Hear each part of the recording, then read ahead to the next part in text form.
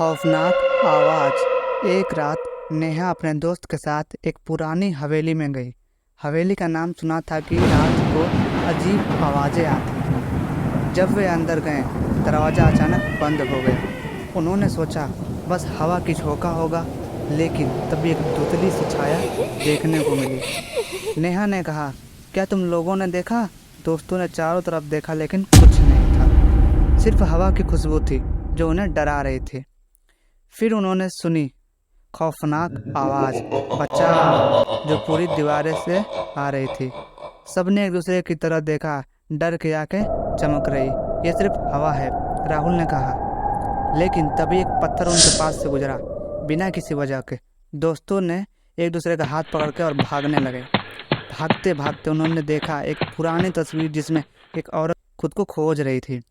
उसका चेहरा डर से भरा था और आंखें उसकी तरफ घूरती थी।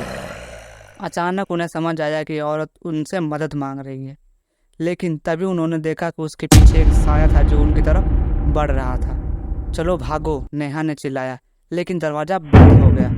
उन्होंने देखा साया उनके करीब आ रहा था। आवाज़ सुनाई दी, तुमने मेरे साथ रहना होगा। और उनके सामने एक पुरानी डायरी खुली जिसमें उसकी ज़िंदगी की आवाज़ सुनाई दी। दोस्तों ने एक दूसरे की तरफ देखा। उन्हें समझ नहीं आया कि क्या करना है। तब उन्होंने देखा कि एक हाथों का चक्कर उन्हें घेर रहा है, उनकी खुद की कहानियाँ सुनाने के लिए। आखिरी पल में नेहा ने सोचा कि अगर वो बचे तो क्या। जैसा ही वो एक चक्कर लगा रहे थे, उन्होंने सुना, आज रात तुम्हें कुछ नहीं बचा सकता।